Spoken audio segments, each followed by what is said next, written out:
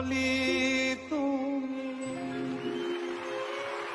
তারপর তারপর অভিজিৎদা আপনি মঞ্চে আমি তো বসুন। কানপুর থেকে এদিকে আসছি, তুমি তো এদিকারই। না, আচ্ছা, এটা আমি আমি ভুলে গেছি, এই একটা লাইন গাও। নয়ন সরসী কেন ভরেছে জলে, কত কি রয়েছে লেখা কাজলে কাজলে, নয়ন সরসী কেন।